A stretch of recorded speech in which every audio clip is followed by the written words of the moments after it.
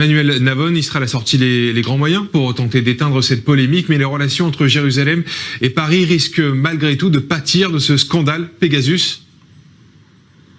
Il faut bien comprendre qu'il s'agit d'une société privée qui vend effectivement son logiciel avec la permission du gouvernement israélien, mais qui vend ce logiciel à des pays comme la Hongrie qui est membre de l'Union européenne ou que l'Inde qui est une démocratie, des pays qui sont des alliés d'Israël, et que évidemment le gouvernement israélien ne contrôle pas et ne décide pas de l'usage de ce logiciel par les différents gouvernements clients, alors même que le but de ce logiciel est essentiellement de lutter contre la criminalité et le terrorisme. Donc je pense que cela, les autorités françaises le comprennent, alors qu'il y ait sans doute une nécessité d'être plus strict sur la vérification éventuelle de l'usage de ce logiciel par ces gouvernements, peut-être, mais encore une fois, s'il y a eu un usage de ce logiciel par le gouvernement marocain contre des personnalités françaises, eh bien, c'est au gouvernement marocain que la France doit évidemment s'adresser.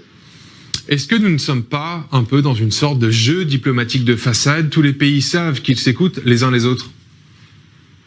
Exactement, on se souvient des écoutes des États-Unis sur le téléphone cellulaire d'Angela Merkel à l'époque de l'administration Obama.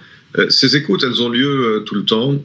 Je pense que là, ce qui a eu lieu, c'est que cette tentative d'écoute par le gouvernement marocain sur des personnalités françaises a été révélée dans la presse et que cela fait tache d'huile, effectivement, dans les médias. Mais comme vous le dites, effectivement, ces écoutes mutuelles, elles ont lieu tout le temps. Et personne ne se voile la face à ce sujet.